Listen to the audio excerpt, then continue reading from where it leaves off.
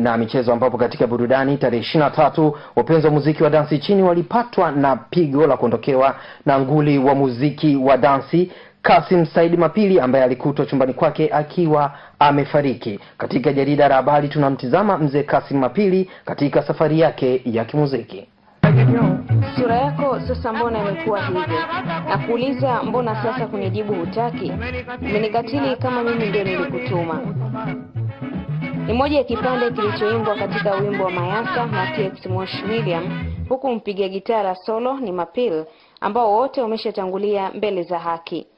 Mzee Kasim Mapil alizaliwa katika kijiji cha Lipuyu kilichopo tarafa ya Lionya, wilaya ya Chingwea, mkoani Lindi mwaka 1937.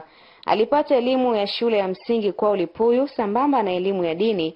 Kasim Mapil alipenda kujiita sergeant wa jeshi mstaafu.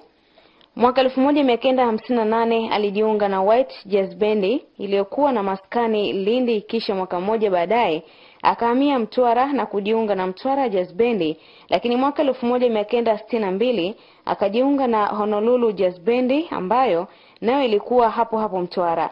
Mwaka 1963 mzee Mapil akachukuliwa na Tano Youth League ya mjini Lindi na kujiunga na bendi ya Jamhuri Jazz Band ya hapo Lindi, ambapo mwaka 1964 mzee Mapil akachaguliwa kuanzisha bendi ya Tano Youth League ya Tunduru. Mwaka mmoja baadaye alihamia Kilwa Masoko na kujiunga na Lucky Star Jazz Band ya mji huo. Baada ya hapo ndipo Kasim Mapil akatua katika jiji la Dar es Salaam na kujiunga na Kilwa Jazz Band iliyokuwa ikiongozwa na Ahmed Kipande. Wakati ule wa kuanzisha vikundi vya sanaa katika sehemu za kazi, majeshi pia alianzisha bendi na Jeshi la Kujenga Taifa JKT nao likaanzisha bendi na mzee Mapil alikuwa mmoja wa waanzilishi wa bendi ya JKT Kimbunga Stereo mnamo mwaka 1965.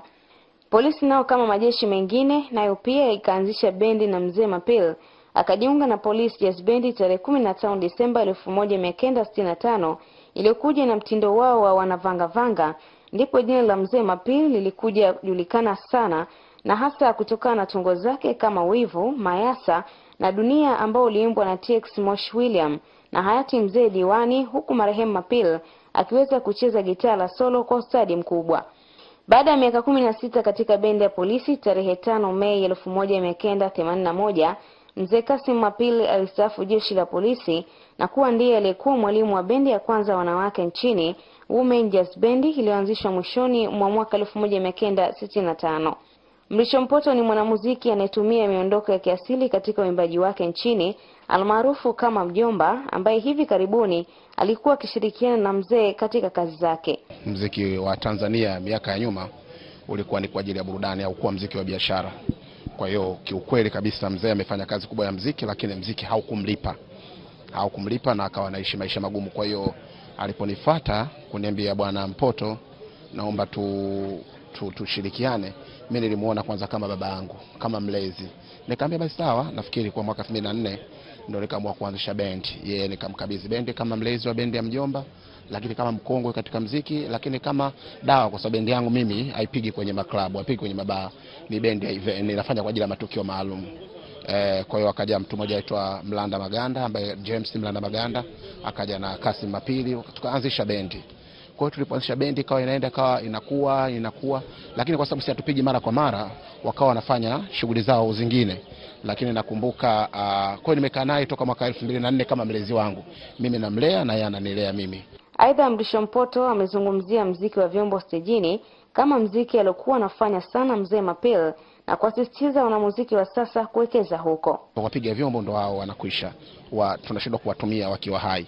Tuna wazee wetu hapa kina Kinkiki na kina nani, wapiga vyombo wanaofanya. Sisi muziki hii ya CD sio muziki wa biashara. Watu tupige muziki ya live. Dunia ya ulimwengu wa CD umeshakuisha. Hawa wazee ambao wanapiga hawapo. Na nataka niwaambie ni kwa wazazi na vijana, hebu tuwekezeni kwenye upigaji wa muziki wa vitu vya live.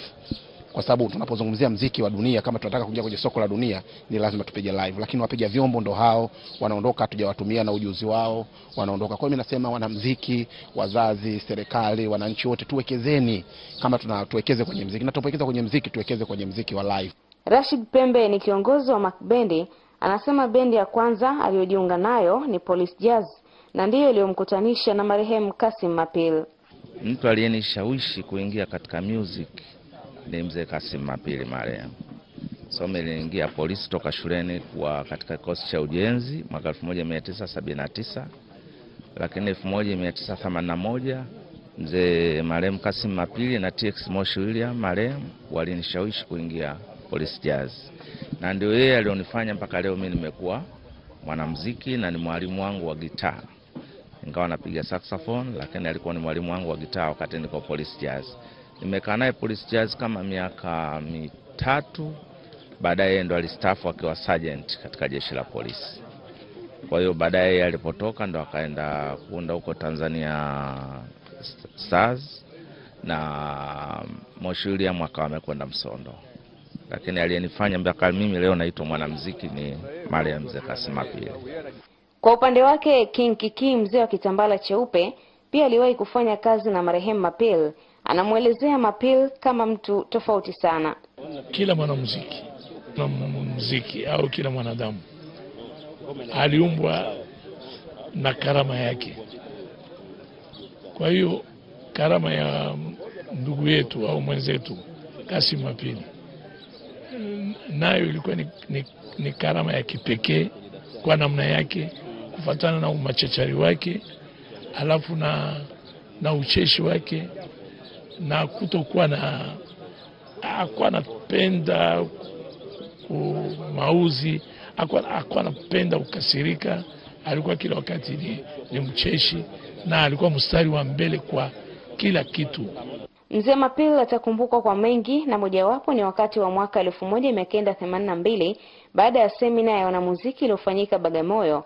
Mzee Mapili alikuwa mmojawapo wanamuziki walioanzisha chama cha muziki wa dansi Tanzania cha MUDATA, na akachaguliwa kuwa mwenyekiti wa kwanza wa chama hicho. Akiwa mwenyekiti wa chama hicho mwaka 1986, aliweza kukusanya kundi la wanamuziki 57 ambao walitengeneza kundi lililoitwa Tanzania All Stars. Kundi hili lilirekodi muziki ambao mpaka leo umekuwa katika kipimo cha juu ambacho hakijafikiwa na wanamuziki wa sasa.